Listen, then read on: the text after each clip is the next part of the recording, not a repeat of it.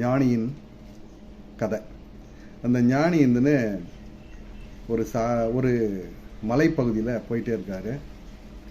அந்த பகுதியில் எல்லாரும் கேட்குறாங்க, சாமி நீங்கள் இருந்துன்னு நகரவில் வரீங்க, இதில் நிறைய பேர் வசதியானவங்க இருக்கிறாங்க, சில பேர் ஏழைங்களாக இருக்கிறாங்க. ஏன் கடவுள் எல்லாருக்கும் ஒரே மாதிரி யோசனை பண்ணாமல் ஒருத்தரை ரொம்ப வசதியாகவும், ஒருத்தரை முட்டாளாகவும், ஒருத்தரை வசதி குறைவாக இருக்கிறவரையும், ஒருத்தரை பெரிய சாமர்த்தியசாலியாகவும் படிச்சிருக்கிறாரு அப்படின்னு சொல்கிறாரு. அதுக்கு அவர் சொல்கிறாரு, கடவுள் ஒரு நாள் நம்ம பார்க்கறதுக்கு வந்தார். அவர் இருந்துன்னு சிவனும் பார்வதியும் வெளியே வரும்போது பார்வதி இதே கேள்வி கேட்கும்போது அவர் சொல்கிறாரு, நான் இருந்துன்னு இதை உன் கண் கூட நானே எதிரில் சொல்கிறேன் வாங்க அப்படின்னு சொல்லிட்டு கூப்பிட்டு போயிட்டு ஒரு வைரக்கற்களை, கை நிறைய வைரக்கற்களை எடுத்து ஒரு வியாபாரிகிட்ட கொடுக்குறாரு. அந்த வியாபாரி தெருப்பகுதியில் சாலை ஓரத்தில் புளி வியாபாரம் பண்ணுறாரு. அந்த புளி வியாபாரம் பண்ணுறவர்கிட்ட அந்த கல் கொடுத்த உடனே அந்த கல்லை இருந்துன்னு நல்லா உருட்டி ஒரு கிலோ எடையாக மாற்றுறாரு. அந்த கல்லை 1 கிலோ புளி 150 ரூபா 120 ரூபா அப்படின்ற ரேஞ்சில் அவர் வியாபாரம் பண்ணுறதுக்காக அந்த கல்லை பயன்படுத்துகிறாரு. அதே கல்லை இன்னொருத்தர்கிட்ட கொடுக்குறாரு.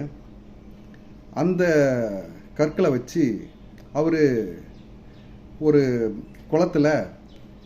குளத்துலேருந்து மேலேருந்து ஒவ்வொரு கல்லாக தூக்கி வீசி போட்டு ஒரு விளையாட்டுத்தனமாக அந்த கல்லை காலி பண்ணுறாரு. இன்னும் கொஞ்சம் தூரம் போயிட்டு ஒருத்தர்கிட்ட கொடுக்குறாரு.